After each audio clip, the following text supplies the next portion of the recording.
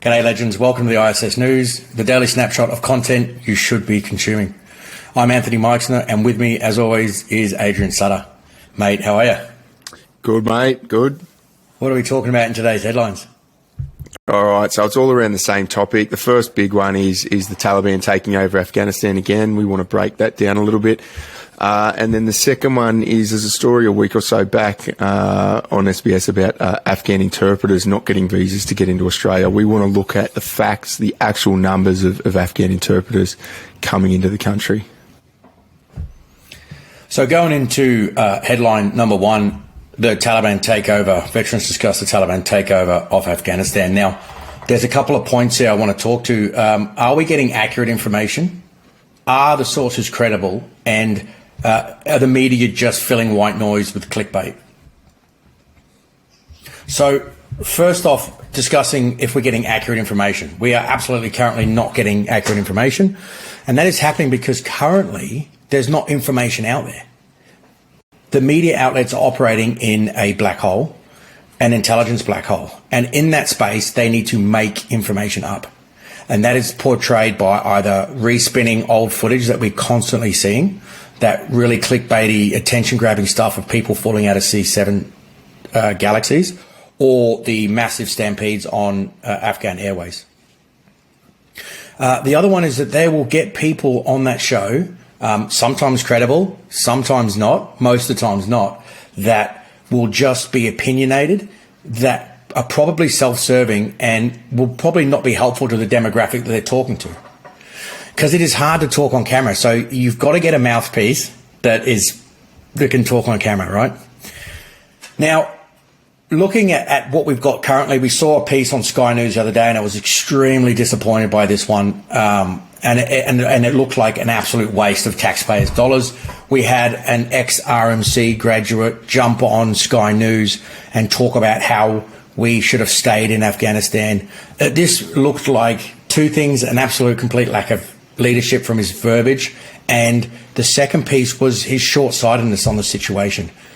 To break that down, there's no way Australia, with the size of the army that we had, could have stayed in Afghanistan by ourselves without the US and without our allies. Now, Biden's like, hey guys, we're getting out of Afghanistan. Australia's like, hey, no, can you stay a little bit? And they're like, no, we are leaving. You have to go. And that's going to happen for one of a couple of reasons. The first off is that we don't have a physically large enough army to occupy, secure, and train the nation of Afghanistan.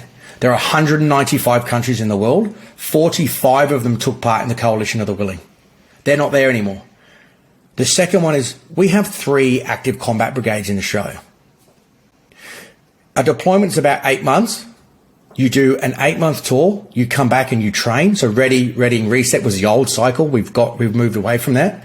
That doesn't break away the 3 brigades that we had. So out of a 2-year period, you would be spending 8 months away. Every 2 years, you'll be away for 8 months. We know the psychological effects that long, unending operations had on our defence force. I just think the situation is way too complex to become an opinion piece. It's why we do Swiss 8 podcasts, ISS podcasts. We haven't even brought in the involvement of China and those guys giving validity to the Taliban as a government. And we haven't even spoke about Pakistan and their involvement in empowering and enabling a Taliban retakeover of Afghanistan. I think it's just too complex, mate, to break down in a Sky News opinion piece. And I think there's lots of things out of it, mate, but I'd be keen to hear your opinion. Yeah, mate, it's a big story. Now, my focus here is on the impact of this Afghan news on veteran mental health. I'm not in defence anymore. I've got opinions like everyone else in this space, but my most informed understanding is now veterans and mental health. So that's the angle that I want to look at and how these stories are impacting veterans' mental health. First story that I want to break down. A former Swiss 8 employee, Heston Russell, he's written a few pieces recently for the Daily Telegraph and he's appeared on Sky News. Now, I've personally kept quiet as a Swiss 8 on this person, on this topic for a while. I don't want to start infighting within the veteran community at all. I feel the need to speak up about this right now because the most recent headlines from Heston are causing mental health problems for veterans in our community. Now, to unpack that, the Sky News segment, language that was used. I'm disgusted, disappointed, angry, and ashamed. And then goes on to say, it was not worth it. Right, now I look at that language and I go back through some other articles written in the Daily Telegraph from either comments from Heston or written by Heston himself, where they say, the first one was a DVA hit piece. It says, DVA would be better if they did nothing at all. Second story, there's toxic leadership culture in our Defence Force. And then the most recent one, quote, to stand up and say it's worth it is something I can no longer do. Now, the key messaging I take away from all of those pieces is blame Defence, blame DVA, blame the government, be ashamed. Now, Mental Health 101, we know identity and ownership are vital to positive mental health. Language and messaging like this is unbelievably toxic to the mental health of the veteran community.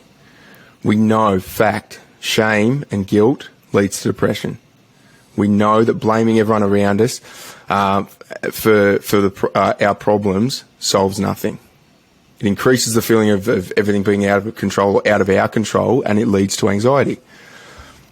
I refer to it, there's a great quote. It says, bring me your problems once, then if you want to talk again, you better be presenting solutions. Where that came from, I saw it on Instagram, who knows? But I think it's very relevant in this situation. We need to be coming forward with solutions, not just blaming other people and saying problem. Another great quote, while I'm on the topic of quotes, Albert Einstein. We cannot solve our problems with the same thinking used to create them. Now, that one's relevant here when we're deciding which lane we're in. I call on Heston and people making comments in this space, pick a lane. You're either talking about defence or you're talking about veteran mental health. You cannot bring the same thinking to both of these spaces. Defence, in there, they need people to be angry. They need to look at using fear to motivate young soldiers to go offshore and fight wars. That kind of language makes sense if you're trying to rile people up, get them angry and get them willing to go and fight. I understand that there's a targeted need for messaging like this in times of war. We cannot bring the same messaging. If you're honest and your intentions are pure and you want to solve veteran mental health problems, we cannot use that same defence-focused messaging. Our veteran community should be and are proud of all the things that we did and achieved on operations. Now, the current media cycle around the Afghan situation is going to make some veterans upset. It's going to make some people angry and it's potentially going to get people depressed. If we want to talk about toxic leadership culture, amplifying the emotions of anger and potential depression is not what a leader in the veteran space should be doing. It is toxic to mental health. We need to be reminding our community to stay positive and, as always, stay connected. We need to focus on things that are within our control. Blaming outwards and blaming the government for everything is not the path to solving our problems.